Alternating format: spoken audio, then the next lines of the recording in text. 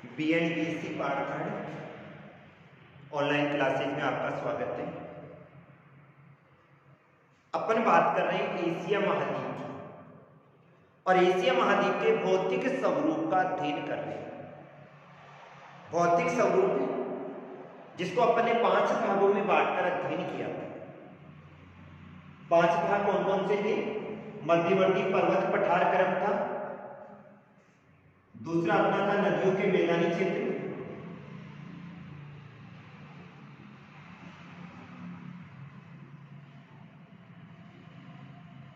तीसरा था दक्षिण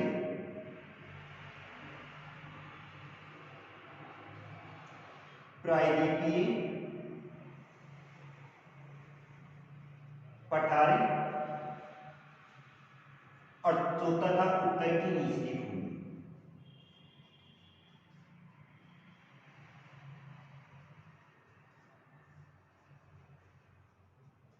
पांचवा था द्वीप समूह।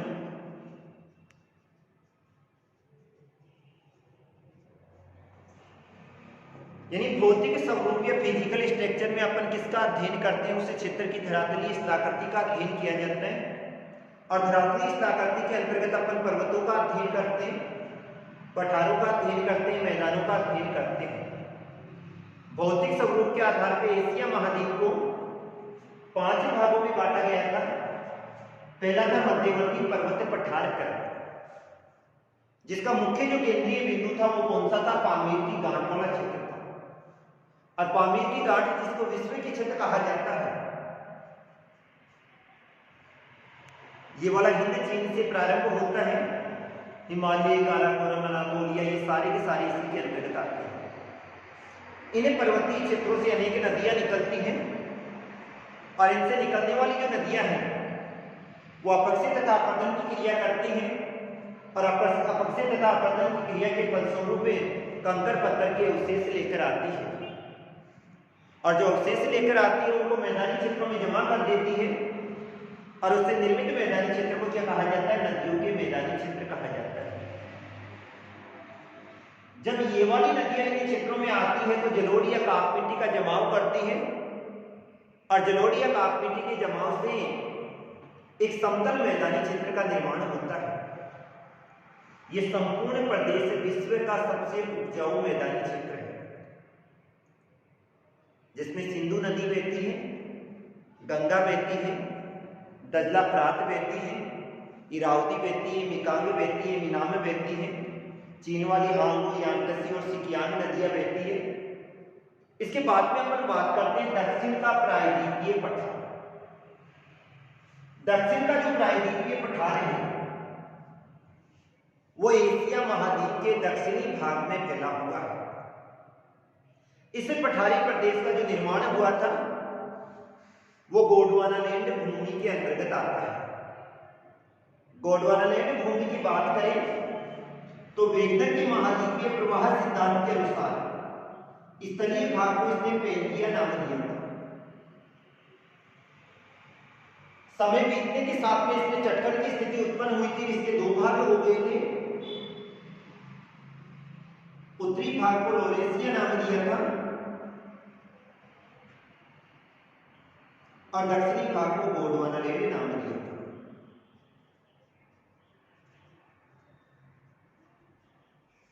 और इस गोंडवानालैंड के कारण से दक्षिणी अमेरिका का निर्माण हुआ था, अफ्रीका का निर्माण हुआ था, प्रायद्वीपीय भारत का निर्माण हुआ था, मेडागास्कर का, ऑस्ट्रेलिया और अंटार्कटिका का निर्माण हुआ था। दक्षिणी प्रायद्वीपीय जो पठार है वो गोंडवानालैंड भूमि का अवशेषी भाग माना जाता है और इसका जो अधिकांश निर्माण हुआ था वो ज्वालामुखी से निकले हुए लावा के द्वारा हुआ था और ज्वालामुखी से निकले हुए लावा के द्वारा इसका निर्माण होने के कारण से आज इस क्षेत्र में काली मिट्टी के अवशेष ही पाए जाते हैं। ये वाला एशिया महाद्वीप के दक्षिणी भाग में फैला हुआ है और दक्षिणी पूर्वी भाग में फैला हुआ है। भौगोलिक स्थलाकृति के आधार पर इसको 3 भागों में बांटा जाता है। 3 भाग कौन कौन से? सबसे पहला आता है अरब का प्रायद्वीपीय पठार।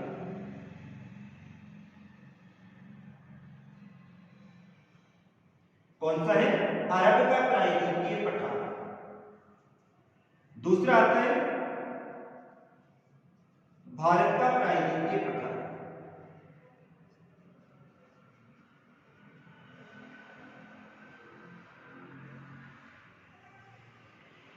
और तीसरे वाला जो आता है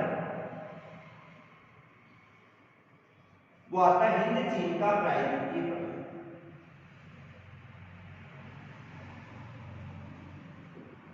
अरब प्रायद्वीपीय पठार में तो अधिकांशतः अरब देश आ जाते हैं, इराक है, ईरान है, सऊदी अरब, कुवैत, ये वाले आ जाते हैं। भारत के प्रायद्वीपीय पठार में अधिकांशतः भारत का दक्षिणी भाग आता है और हिंद चीन वाले में लाओस, कंबोडिया ये क्षेत्र आ जाते हैं। अरब प्रायद्वीपीय पठार का अध्ययन करें तो अरब का जो प्रायद्वीपीय पठार है ये एशिया महाद्वीप के दक्षिणी और दक्षिणी पश्चिमी भाग में फैला हुआ है। अरब का जो प्रायद्वीपीय पठार है वो एशिया महाद्वीप के दक्षिणी और दक्षिणी पश्चिमी भागों में फैला हुआ है, जो कि गोंडवाना लैंड का अंश माना जाता है। इस भाग का अध्ययन करें तो यहां पर लाल सागर है, इधर भूमध्य सागर आ जाएगा, अदन की खाड़ी वाला क्षेत्र आ जाएगा और इसके साथ में अरब सागर वाला क्षेत्र आ जाता है, क्योंकि इसके दो भाग हो गए, ये अरब सागर आ गया और ये इधर कौन सा आ जाता है? बंगाल की खाड़ी। तो अरब का जो प्रायद्वीपीय पठार है वो भूमध्य सागर, लाल सागर, इसके साथ में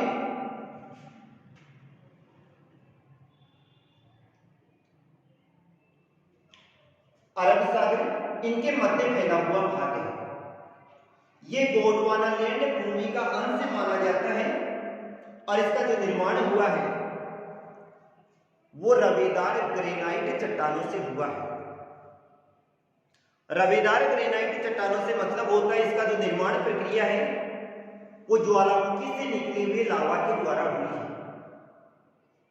और जिस भाग से लावा निकला वहां पर तापमान अधिक होने के कारण से चट्टानों के ठंडे होने की प्रक्रिया धीमी हुई थी, अतः वहां पर जो कण पाए जाते हैं वो कैसे पाए जाते हैं? मोटे पाए जाते हैं। इसकी जो औसत ऊंचाई मानी जाती है वो 2000 मीटर मानी जाती है। लेकिन इस पठारी क्षेत्र का अधिकांश भाग मरुस्थलीय है और रेतीला है। कैसा है? मरुस्थलीय है और रेतीला है। मरुस्थलीय और रेतीला होने के कारण से यहां पर खनिज तेल के भंडार अधिक पाए जाते हैं। इराक हुआ, ईरान हुआ, सऊदी अरब हुआ, कुवैत हुआ, इन क्षेत्रों में तेल के कुएं अधिक पाए जाते हैं। दूसरी बात करते हैं अपन भारत के प्रायद्वीपीय पठार। भारत के प्रायद्वीपीय पठार की बात करें तो ये वाला एक त्रिभुज के आकार में फैला हुआ है। भारत का प्रायद्वीपीय पठार जो कि त्रिभुज के आकार में फैला हुआ है, जिसका आधार तो उत्तर की ओर है और शीर्ष कहां पे है? दक्षिण की ओर है। भारत का प्रायद्वीपीय पठार जो कि त्रिभुज के आकार में फैला हुआ है और इसका आधार तो उत्तर की तरफ है और शीर्ष कहां पर है? दक्षिण की ओर। अर्थात इस पठारी प्रदेश का अध्ययन करें तो इसका निर्माण भी गोंडवाना काल के अंतर्गत हुआ था। अतः यहां पर भी रवेदार चट्टानें पाई जाती है और इसका जो निर्माण हुआ था वो किसके रूप में हुआ था? ज्वालामुखी चट्टानों के रूप में पाया जाता है। इसका जो धरातलीय भाग है वो ऊबड़ खाबड़ पाया जाता है, कहीं पे ऊंचा है कहीं पे नीचा है और इसकी जो औसत ऊंचाई मानी जाती है वो 1500 मीटर मानी जाती है। एक तरफ इसके ऊपरी भाग में सतपुड़ा आ जाती है और विंध्याचल आ जाती है। उत्तरी भाग का अध्ययन करें तो उत्तरी भाग में सतपुड़ा, मालवा का पठार और विंध्याचल है और दक्षिणी भाग का अध्ययन करें तो नीलगिरी आ जाती है और इलायची की पहाड़ी आ जाती है, जिसकी सबसे ऊंची चोटी दोदा बेटा है। तो उत्तरी भाग का अध्ययन करें तो उत्तरी भाग में सतपुड़ा आ जाएगी, विंध्याचल आ जाती है और मालवा का पठारी क्षेत्र आ जाता है। और दक्षिणी भाग की बात करें तो दक्षिणी भाग में नीलगिरी आ जाती है, इलायची की पहाड़ी आ जाती है और इसकी सबसे ऊंची चोटी है वो कौन सी है? दोदा बेटा है। तीसरी बात करते हैं अपन हिंद चीन का प्रायद्वीपीय पठार। हिंद चीन के प्रायद्वीपीय पठार का अध्ययन करें तो ये वाला एशिया महाद्वीप के दक्षिणी पूर्वी भाग में स्थित है। हिंद चीन का प्रायद्वीपीय पठार जो कि एशिया महाद्वीप के दक्षिणी पूर्वी भाग में स्थित है। इसमें लाओस आ जाता है, वियतनाम आ जाता है और कंबोडिया आता है। 3 देशों को सम्मिलित किया जाता है, लाओस, वियतनाम और कंबोडिया।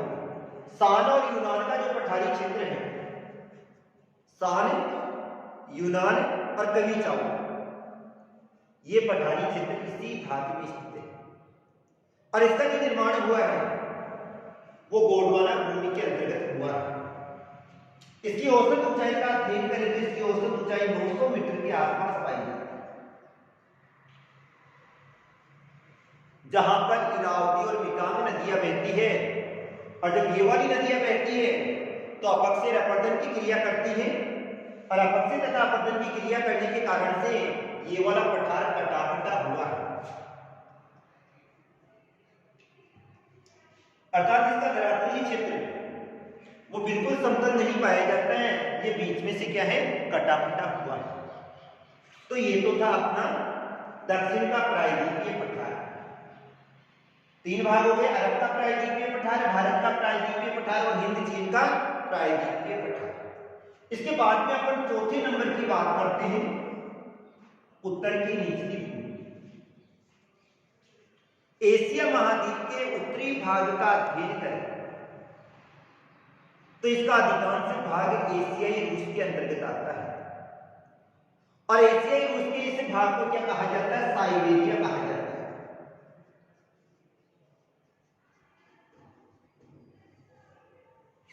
इस प्रदेश का अध्ययन करें तो बीच वाले क्षेत्र में मध्यवर्ती पर्वत पठार क्रम पाया जाता है जो कि ऊंचाई पर स्थित है, लेकिन इसकी ऊंचाई के साथ इसका उत्तरी भाग है वो नीचा पाया जाता है और इसका जल ढाल है वो कहां पर पाया जाता है? उत्तर की ओर ही पाया जाता है। उत्तर की ओर होने के कारण से यहां पर 3 नदियां बहती है, ओब, यनेसी और लीना नदियां बहती है। इसके उत्तरी भाग में आर्कटिक महासागर पाया जाता है, पूर्वी भाग में प्रशांत महासागर पाया जाता है और दक्षिणी भाग में मध्यवर्ती पर्वत पठार क्रम पाया जाता है। उत्तरी भाग में आर्कटिक महासागर पाया जाता है, इधर वाले भाग में प्रशांत महासागर और दक्षिणी भाग में मध्यवर्ती पर्वत पठार क्रम पाया जाता है। ये वाला क्षेत्र शीत कटिबंध में स्थित है। कहां पर स्थित है? शीत कटिबंध में स्थित है और शीत कटिबंध में स्थित होने के कारण से यहां पर तापमान हिमांक बिंदु से नीचे पाया जाता है। जब मध्यवर्ती पर्वत पठार क्रम से नदियां निकलती हैं और अपने साथ में जल लेकर जाती है तो जल ले जाने के कारण से इन नदियों का पानी जम जाता है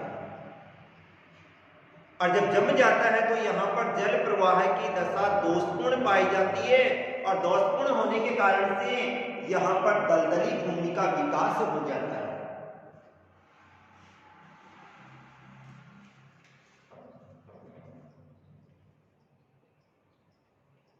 क्यों? क्योंकि यहां पर जल प्रवाह की दशा क्या हो जाती है? दोषपूर्ण हो जाती है।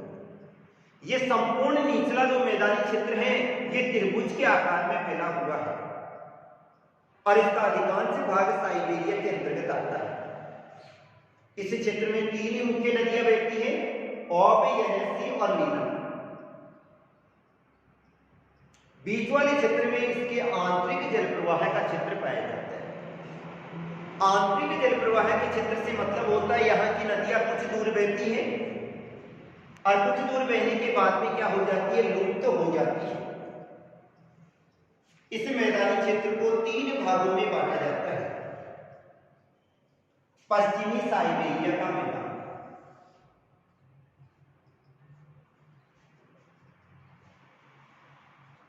कौन सा आएगा, पश्चिमी साइबेरिया का मैदान।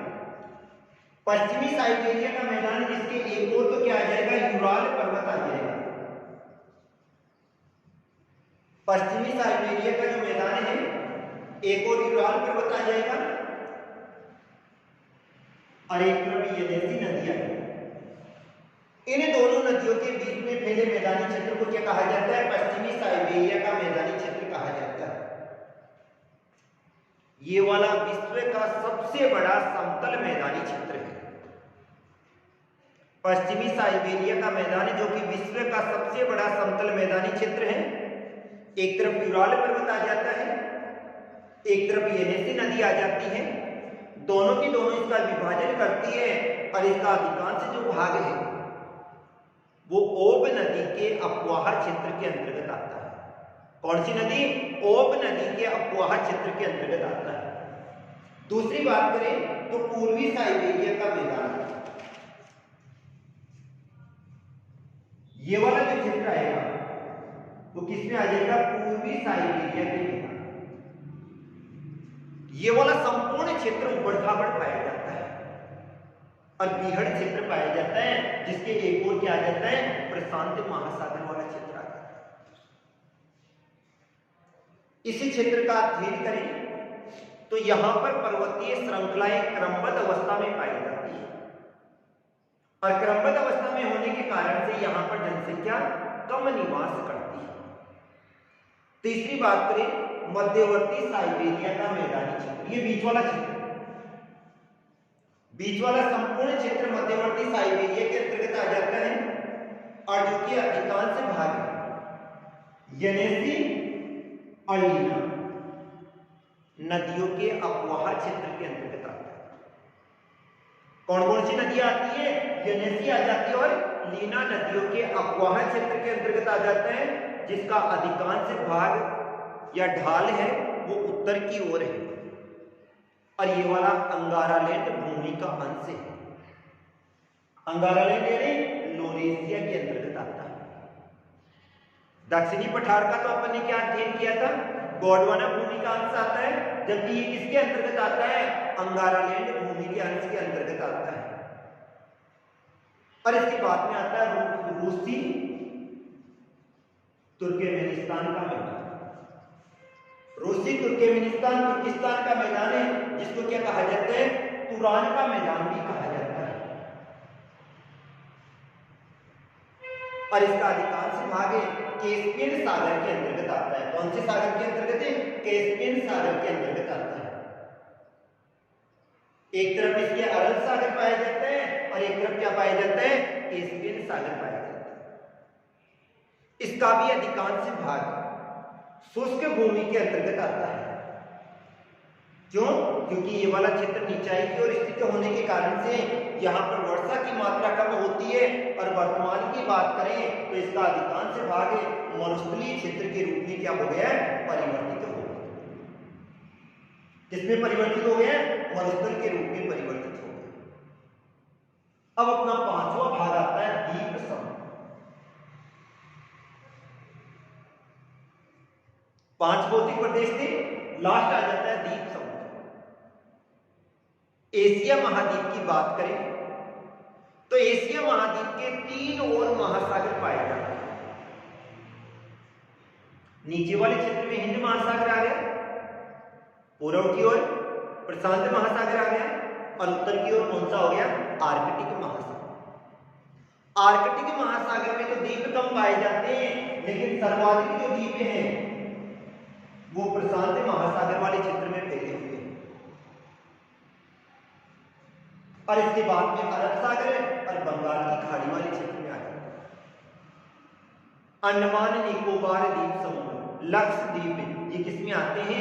हिंद महासागर में आते हैं, जो कि अरब सागर और बंगाल की खाड़ी के द्वीप हैं। ये वाले जो द्वीप समूह हैं अधिकांशतः पर्वत श्रेणियों के अंश हैं। जब पर्वत द्वीप किसे कहा जाता है? जिसके चारों ओर क्या पाया जाता है? जल पाया जाता है। जब पर्वत श्रेणियों के चारों ओर जलीय शिलाकृति आ जाती है, जलीय भाग आ जाता है, तो उसके कारण से उस क्षेत्र में किसका विकास हो जाता है? द्वीपों का विकास हो जाता है। और एशिया महाद्वीप में ऐसी शिलाकृति पाई जाती है जिसमें सर्वाधिक द्वीप कहां पाए जाते हैं? प्रशांत महासागर। क्यूराइल हुआ, होकेडो हुआ, हॉन्शू हुआ, क्यूशू हुआ, शिकोकू, लूनोद हुआ, जावा हुआ, सिंगापुर हुआ, और सबसे अधिक इंडोनेशिया वाले क्षेत्र एक विशाल श्रृंखला के रूप में द्वीप पाए जाते हैं। इन द्वीपों का जो निर्माण हुआ है वो ज्वालामुखी क्रिया के कारण से, और ज्वालामुखी क्रिया के कारण से अधिकांश भाग पे क्या पाए जाते हैं? द्वीप भी पाए जाते हैं। तो ये था एशिया महाद्वीप का भौतिक समूह। आज के लिए इतना ही। Thank you.